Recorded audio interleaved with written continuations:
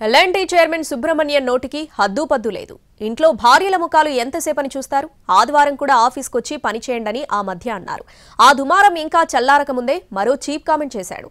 సంక్షేమ పథకాల వల్లే లేబర్ అంతా ఒక దగ్గరే పడి ఉంటున్నారని మాట్లాడాడు. వైట్ కాలర్ ఉద్యోగుల్లోనూ ఇదే మెంటాలిటీ ఉందన్నాడు. హెచ్ఆర్ రూల్స్ మార్చాలంటూ ఉచిత సలహా ఒకటి పడేశాడు. ఎల్ఎన్టీ చైర్మన్ సుబ్రహ్మణ్యన్ మాట తీరు రోజురోజుకు దారుణంగా ఉంటుంది. కొన్ని ప్రభుత్వ పథకాల వల్ల కార్మికులు ఎటూ కదలడం లేదని, ఉన్నచోట ఉండే పని చేసుకుంటున్నారని అన్నారు. నరేగా, డీబీటీ వంటి పథకాలు వారిని మార్చేశాయని అన్నారు. బహుశా వాళ్ల ఫైనాన్షియల్ స్టేటస్ బాగానే ఉండవచ్చునని కూడా అన్నారు. అందుకే తన సంస్థలో కార్మికుల్ని నియమించుకోవడం కష్టంగా మారిందని సుబ్రహ్మణ్యన్ అన్నారు. ఈ మనస్తత్వం బ్లూ కాలర్ కార్మికుల్లో మాత్రమే కాదు, వైట్ కాలర్ ఉద్యోగుల్లోనూ ఇదే మెంటాలిటీ ఉందన్నారు. పని సంస్కృతి మారిపోయిందని, ఉద్యోగులకు అనుగుణంగా హెచ్ఆర్ విధానాలను మార్చాల్సిన పరిస్థితిలో ఉన్నామంటూ ఆయన మాట్లాడిన వీడియో సోషల్ మీడియాలో వైరల్ అవుతోంది.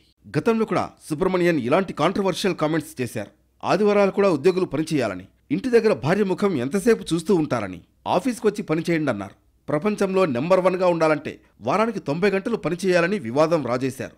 భార్యల ముఖాలు ఎంతసేపు చూస్తారంటూ అవమానకరంగా మాట్లాడిన తీరుపై పెద్ద దుమారమే చెలరేగింది.